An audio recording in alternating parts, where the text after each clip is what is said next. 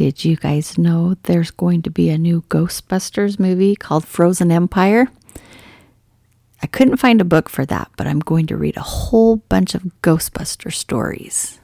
Let's start with Who You Gonna Call?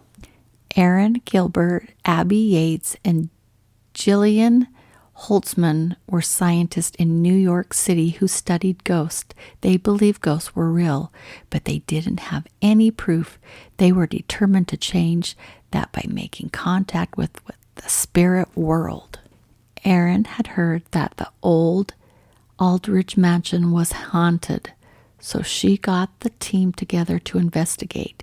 Inside, they found a real ghost, and it wasn't scary at all. In fact, the ghostly lady was eerily beautiful. Aaron approached it and said, "She looks so peaceful." But in a flash, the ghost turned nasty and sprayed slime all over her. Abby was thrilled. "Ghosts are real," she said. "That means they could be all over New York." With more and more ghosts beginning to haunt the city, Aaron, Abby, and Holtzman became Ghostbusters. Even though their office was above an old Chinese restaurant and the receptionist, Kevin, wasn't very helpful, and they didn't have a car, the team was ready to start ghost hunting.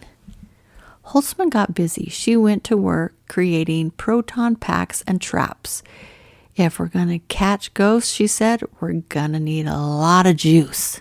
The next day, Patty Tolan, a subway employee, followed a man named Rowan into a train tunnel. He was doing something suspicious with a strange device that started to spark and glow. A frightening ghost named Sparky appeared, scaring Patty out of her wits, but she knew who she could call for help. After meeting the Ghostbusters, Patty joined the team. She had read books about New York and knew the city better than anyone. Patty borrowed uniforms for the team from her subway job, and she even got them a car. They named it Ecto 1. Now they were officially ready for business. First stop, a supernatural disturbance at a heavy metal concert. Ghostbusters arrived at the concert hall where a menacing ghost named Mayhem had trashed the stage. Aaron shouted, "Let's crash this paranormal party." The team used their proton beams to hold Mayhem while Holtzman threw down her trap to catch the monstrous ghost. The crowd went wild. They thought it was part of the show. Backstage at the concert, the Ghostbusters found another device like the one Patty had seen in the subway tunnel. Rowan was there too. When he ran off, the Ghostbusters followed him to the Mersando Hotel, where he worked as a janitor. "What are you up to?" Abby asked, tracking him down to his workshop in the hotel's basement. "My machines have finally broken the barrier between the spirit world and ours," he cackled as he unleashed a horde of horrible ghosts. The ghosts from Rowan's portal poured into the streets.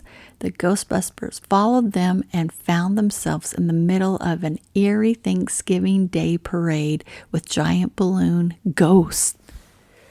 Rowan's machine turned him into a ghostly ghoul, too. He ordered his marching mob to attack the Ghostbusters.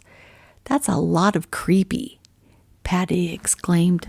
Holtzman launched a proton grenade that blew the nearest nastiest into puddles of ectoplasm ghost goo.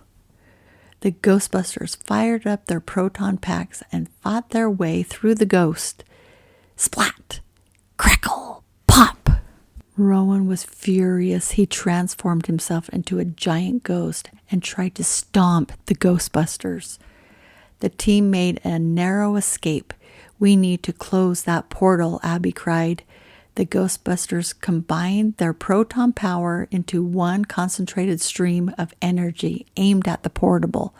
"Let's light it up!" Kaboom!